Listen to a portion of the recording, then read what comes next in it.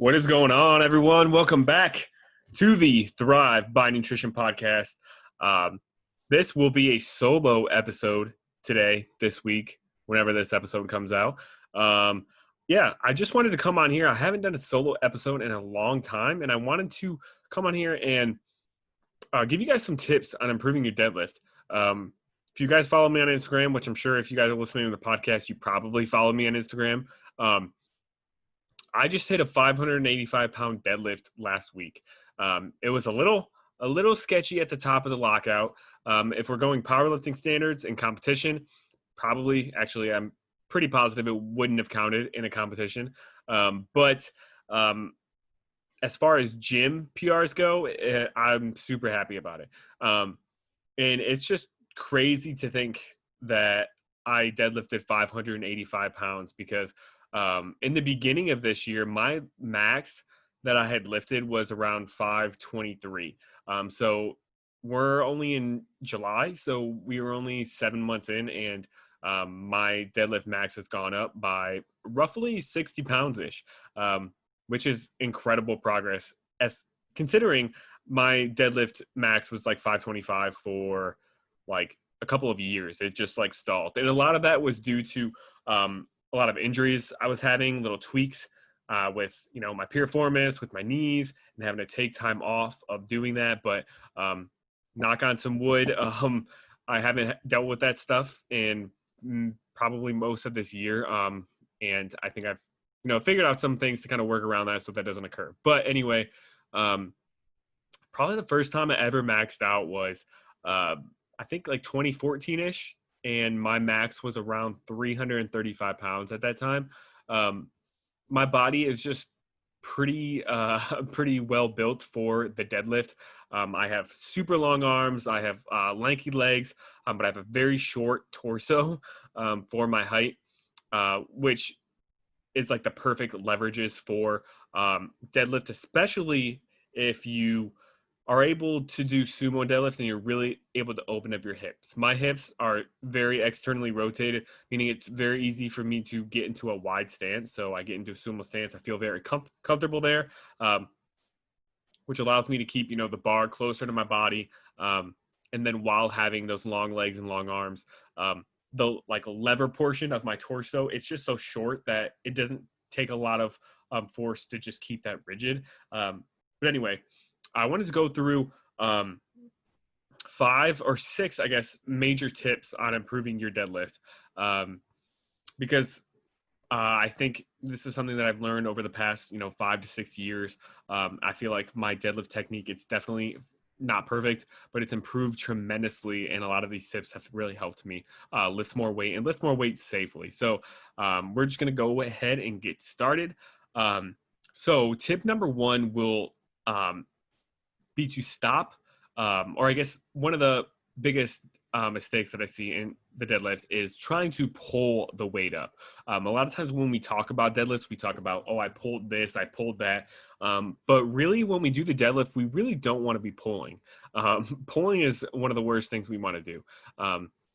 Because whenever you're pulling something with your deadlift, you're essentially going to be using a lot of your back. You're going to be using a lot of your lower back to move the weight, and not enough legs when you think about pulling.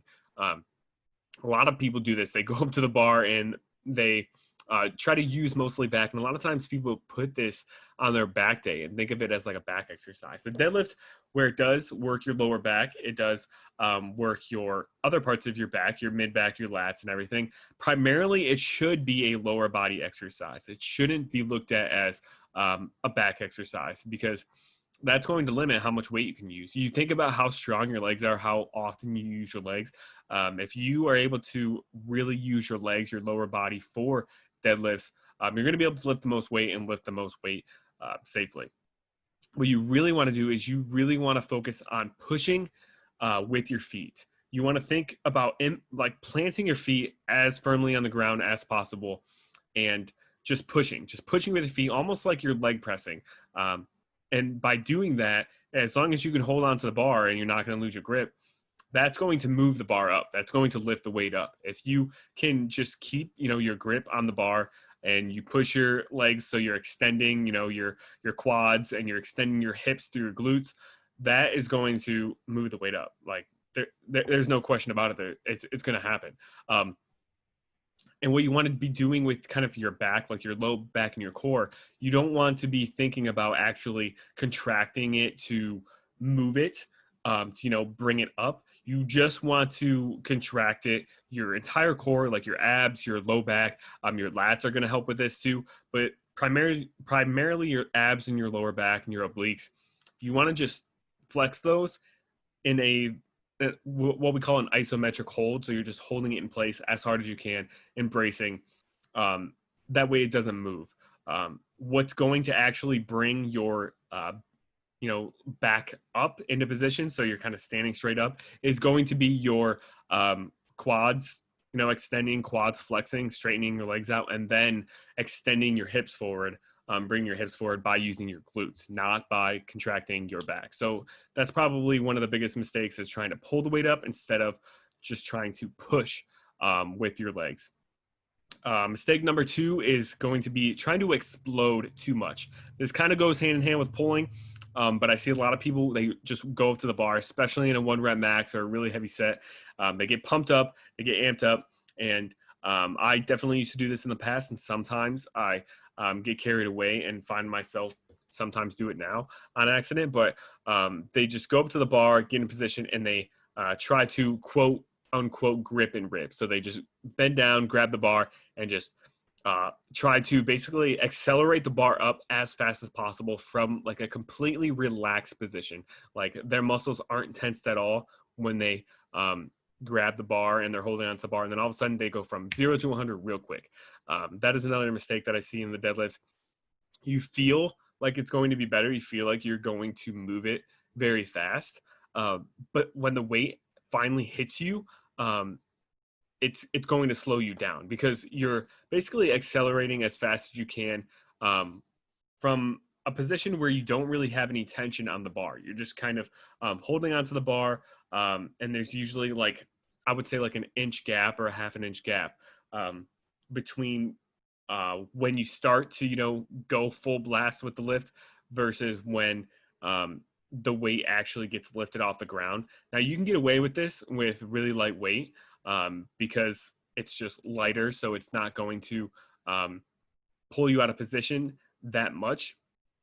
But once you get into heavier weight and you go from, this position where you're not really lifting anything, and then you try to lift it really fast, and then you go from, 0 pounds of tension in your back and your glutes and your legs and your quads to like 500 pounds in a split second, that's going to pull you out of position 99 times out of 100.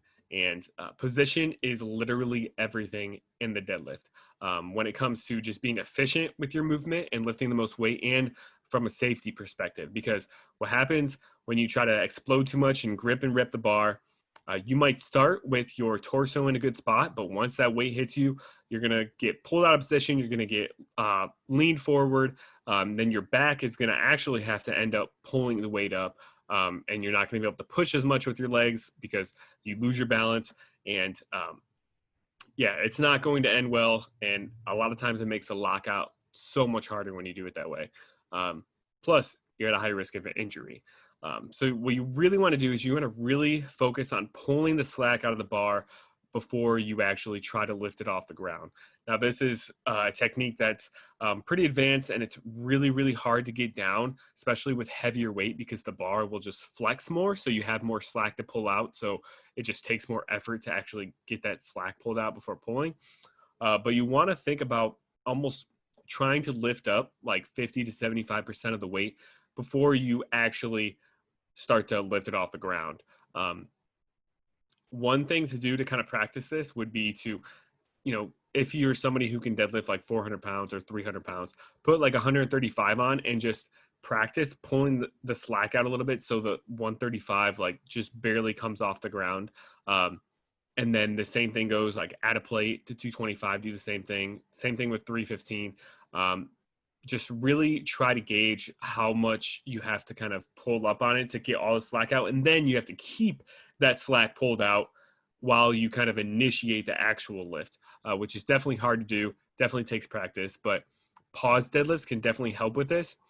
So this is where you kind of lift the bar, like I would say, it really depends. You can lift it like 2 inches off the ground, 3 inches off the ground. I would say probably like 3 inches off the ground is probably good enough.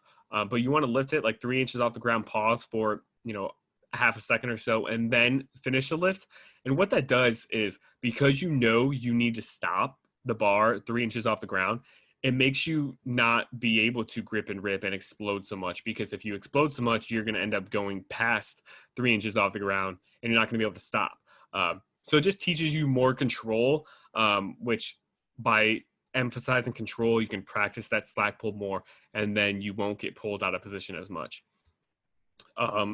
Tip number 3 would be to make sure you are using your entire foot and not just your heel. A lot of people, I know this is probably more common with squats. People, some trainers or so will tell people to push off their heels, which you don't want to just do that in squats either. You want to push off your whole foot. But in the deadlift, people do this too, where they say to, lift the weight off your heels, but you want to be using your entire foot. Actually, you want to use, the area around the ball of your foot and your heel. So you want a good grip on the ground with like your pinky toe, your big toe, and then your heel. That way, the more stable surfaces we have on our foot, the more power we're going to be able to, get or utilize to lift the weight, because we have a wider surface as far as our base. Having our big toe, our pinky toe, and our heel firmly on the ground is wider than just our heel. So we're going to have more balance. We're going to be able to use more power. We're going to be able to lift more weight that way.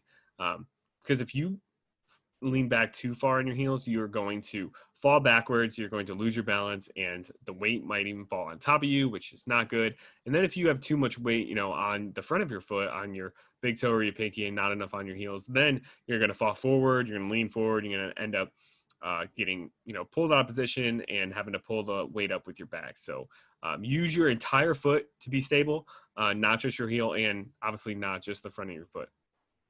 Another tip that I have is to make sure you let your hands be hooks. So you obviously want a tight grip on the bar. You want to have enough grip to where the bar's not going to slip out of your hand. But we want our arms to be pretty much completely slacked. We don't want our arms to be like halfway curling the weight up or something. I see some people, they do deadlifts and their arms aren't actually straight, and they have a lot of stress on their bicep. That makes it more likely for you to have a bicep tear when you are pulling, at least in that kind of underhand grip position. But it also, makes it harder during the lift, because let's say you start out with your arms kind of bent. Once you have like a heavy enough weight in your arms, like you can't maintain that flex position of your arms with like 500 pounds. So then in the middle of your lift, you actually end up extending your arm, which then throws you off balance, because you're trying to lift the weight up, but then your arm is straightening out. So then the weight's coming down, and it's just not a smooth motion. So you want to have your arms completely straight or relaxed, and just have, your grip or your fingers tight. Now, whether you kind of grip the bar with your complete hands or use kind of like a fingertip grip, that's completely up to you and what works for you.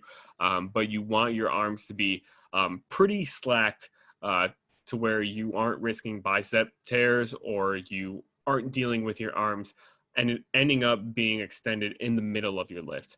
And then kind of going back to that other thing that I said about pushing off the ground, use your arms as hooks.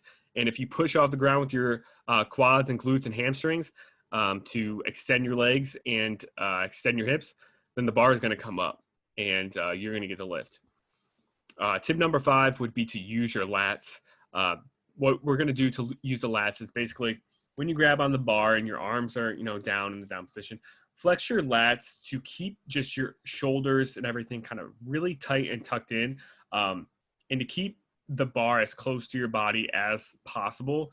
That's going to make sure the bar is going to kind of go up in a straight line. It's not going to come out in front of you, drift out in front of you. Once the bar kind of drifts out in front of you, then it's really hard to maintain your position. It's really hard to use your legs to lift the weight up when the bar is a few inches out in front of you.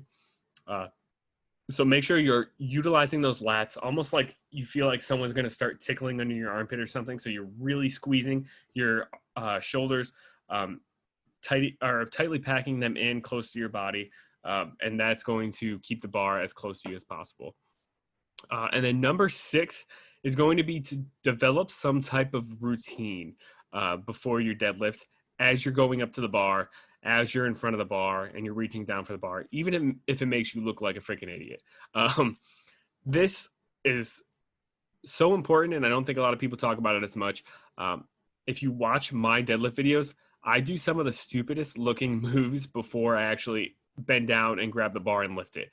I do this thing where I walk up to the bar, I line up my right foot in the position that I usually do on the bar based off of kind of like where the knurling is and little notches in the knurling. I line up my right foot, I line up my left foot, I adjust them a little bit to make sure they're even. And then what I do is I stand straight up, I stretch my arms out as far as possible to try to get my arms to feel as long as possible. That way, I mean, the longer arms you have, the less range of motion and the better position you'll be able to get in. But I stretch my arms out as far as possible, straighten them out completely. And then while I do this, I do kind of like a quarter squat, like no, what I do is I do a quarter squat like 3 times, then I stretch my arms out. And then while my arms are stretched out in that position, I am flexing my my core to keep my pelvis in a neutral position. I'm also flexing my lower back and making sure that is in the right kind of extension. I don't want too much extension. And then I do like 2 quarter squats with my arms extended. And then I brace really tight, bend down, grab the bar with my right hand, kind of pull a little bit of slack out. Then I bend down and grab the bar with my left hand and pull a little bit of slack out. And then I kind of twist just a little bit, like, I don't know, like a quarter of an inch. I twist just a little bit to kind of like, I don't know, just in my mind, I'm twisting things tight, my body tight, flexing my lats, and then I initiate the pull. So there are a lot of little steps in there, little details that I do when I'm getting ready to lift the weight. And those are so important, especially when you get to heavier weights like that, because what it does is it helps to reinforce certain cues. So I already kind of mentioned some of the cues, but when I walk up, obviously I want my feet in the right position. But what I'm doing when I'm kind of doing those little quarter squats before I do my lift, the first 3, I'm just really trying to feel the weight in my feet and feel the weight in my legs. So I'm trying to kind of reinforce in my head to use my legs, use my lower body, and not use my back. Try to make my legs feel heavy. So most of the force and weight is in my lower body to push off of. So that's kind of why I do those first 3 kind of quarter squats, is to kind of reinforce that I'm going to use my legs for this lift basically. And then what I do is I reach my arms out long, like I mentioned before, to try to get my arms to feel as long as possible and to straighten my arms out so they're straight and they're slacked when I actually bend down to grab the bar. And then while I'm in that position with my arms straight, I do the quarter squats twice again to once I, got my arms feeling long, just to kind of reinforce using my legs again and making my legs get used to just the pushing off the ground. And then obviously after I do 2 of those, I just brace to kind of practice, just to like feel what it feels like to just really just get my core, my lats, everything tight and braced. And then I bend down and I grab the bar and kind of pull the slack out a little with my right arm to just kind of feel how much slack there is. And then when I bend down to grab with my left arm, I try to keep my right arm tight on the slack. That way my left arm is going to be tight on the slack too. And yeah, so there are a lot of little cues and they look ridiculous when you actually do them. It's kind of funny. If you ever watch a powerlifting meet, you'll see these guys and they all have a different kind of routine when they go up to their lifts, especially deadlift, almost like they're trying to do like certain dance moves or something before. A lot of people, if they're not familiar with the sport, they think that they are just being idiots and trying to show off or something. But most of the time, those little cues that you do that look ridiculous to the outside person, they can make a big difference as far as reinforcing these cues to make you have a more efficient and a better lift. And what they also do is they just reinforce a routine. So when you actually go to do the lift, you don't have to think so much. if you don't have kind of a set little routine like that you do before each lift, once you get to like a heavier weight, you start to think about it a little too much. You start to think about the weight, your form, and everything too much. And when you start to think too much and you're lifting near maximal loads, you're more likely to make a mistake with your form and hurt yourself. So actually, what we want to do is when we're using lighter weights, like our working sets, when we're doing, sets of 8 or something, not near 1 rep max, we want to really practice kind of these little routines and these cues when we're doing those sets. That way, doing those routines kind of prime us to use good form during those sets. And then when we go on to actually going for a 1 rep max, we just repeat that routine going in. And it's almost kind of like autopilot when you go to those heavy lifts, because you don't want to be overly focused on your form on those heavy lifts. You want to be focused on using as much force as possible. You want to use those working weights, those working sets where you're doing higher reps to hone in your technique. And then when you go to, if you've done that enough and you've practiced that enough, when you go to the heavier weights, it'll just be kind of natural and you won't have to think about it as much. So those are my 6 deadlift tips. I hope this video was helpful. Hope you guys like this type of video. Let me know if you want any more videos or podcasts on tips with your form and everything. I kind of love doing these. So let me know. And thanks again for listening or watching, and talk to you guys in the next episode.